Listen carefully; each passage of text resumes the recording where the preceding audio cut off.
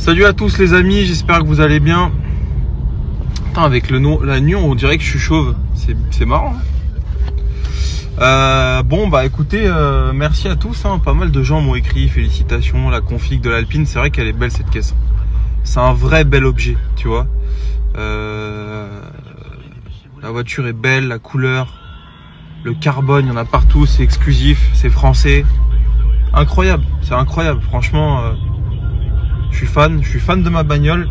Et non, je ne vais pas la vendre. J'ai décidé d'arrêter de vendre mes bagnoles. Déjà parce que c'est ce qu'on se disait avec un pote hier. Là, on est sur la dernière ère des voitures qui sont entre guillemets achetables et encore avec du plaisir, si tu veux. On se dirige vers des voitures. On y est déjà, mais en réalité, tu vois, les prochaines Alpines, elles vont être électriques. Les prochaines GT3 RS, elles vont être hybrides. Bon, et surtout, bah, tu vois, l'Alpine R Ultime, c'est 300 000 balles.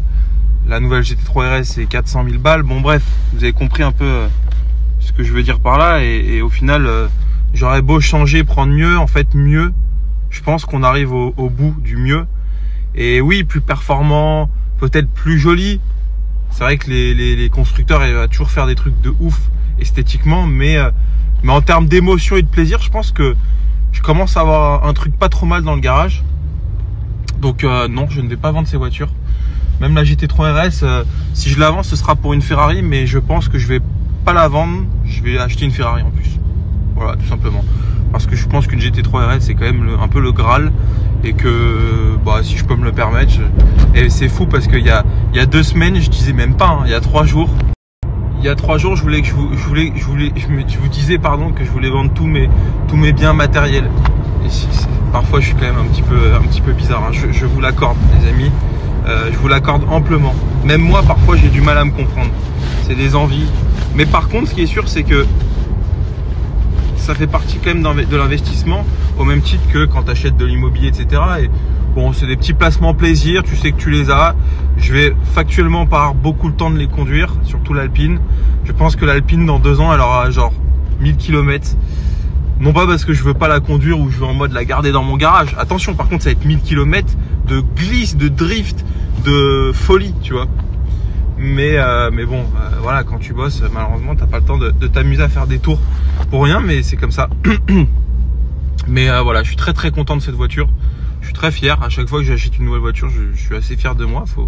C'est important. Et là, faut que je vous raconte une anecdote. Du coup, bon, je commence à avoir quelques voitures et là, je suis en train de redéménager du côté de Paris et je veux un endroit où stocker mes voitures. Tu vois, où les mettre, qu'elles soient stockées correctement. Tu vois, que je puisse avoir la facilité de les récupérer. J'ai malheureusement pas assez de place de parking dans mon appartement pour pouvoir toutes les mettre. Il faudrait 6 places de parking. Donc j'ai contacté une conciergerie très connue. Je vais vous raconter, c'est assez marrant. Je vais pas les citer parce que en vrai, c'est vraiment bien ce qu'ils font. Et je pense qu'il y a eu une petite... c'est pas je pense, c'est qu'il y a eu un petit raté de leur part, mais je leur en veux pas parce que ça aurait pu m'arriver, très franchement. Mais bon, je les contacte et tout et donc bref, je leur dis écoutez, maintenant je vais prendre 4 places d'un coup et 6 à partir de janvier-février, parce que rappelez-vous, j'ai ma M3. J'ai ma M3 qui arrive en janvier, ma 92 Frozen là, putain, comme j'ai hâte de l'avoir cette voiture. Et j'ai une autre caisse que j'ai acheté là, enfin que je vais acheter. On va vous faire un truc sympa, passage télé et tout, ça va être vraiment sympa. Petite histoire et tout avec mon pote Cameron, trésor de casse. Mais bon, bref, c'est pas le sujet. Donc du coup, je vais avoir besoin de pas mal de places et je leur ai dit écoutez, voilà, je vais avoir besoin de 4 places tout de suite là, tout de suite demain, tu vois, et 2 de plus en janvier. Et bon, vous me connaissez, instable que je suis pas à l'abri d'en rajouter 2 de plus en mars ou en avril, tu vois. Bon, ils me disent ok, nickel et tout, tu vois, ils me font une proposition, nickel, c'est pro et tout, tu vois. Et tu sais, bon, je vois leur prix, c'est quand même assez cher. Et tu sais, bon, je pense qu'il n'y a pas tous les jours des mecs qui disent ouais, je veux 4 places d'un coup, tu vois. Donc je négocie un peu le prix, c'est normal, c'est le jeu, tu vois. Mais attention, et ça c'est très important ce que je vais dire, parce que hier j'en parlais avec un autre pote à moi à qui j'ai déposé ma 997 là, en révision. JM Mecha à Orléans là, qui est très fort dans les Porsche, une réputation de fou.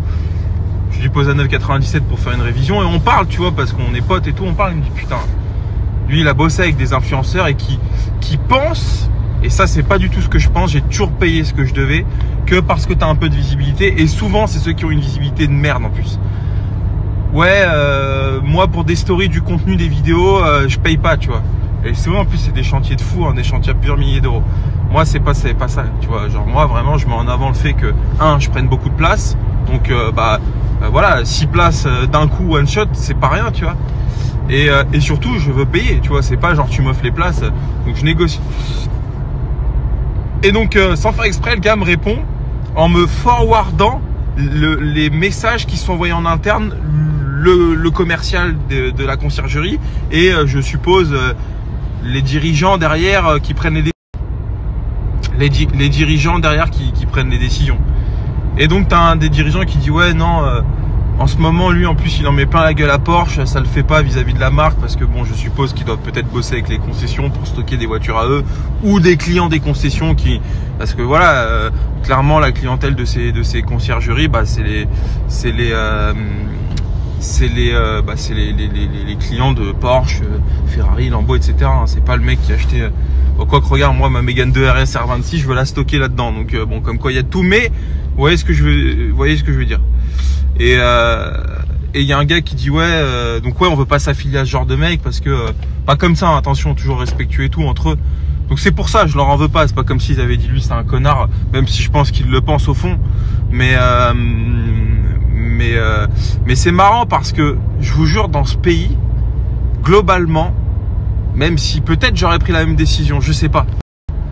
Mais dans ce pays, la bienséance, j'ai l'impression que c'est de fermer sa gueule et de rien dire. Mon combat contre Porsche, il est légitime. C'est pas un truc d'enfant pourri gâté qui a pas eu ce qu'il voulait. Non, c'est un truc où je suis client d'une voiture, je suis client de Porsche.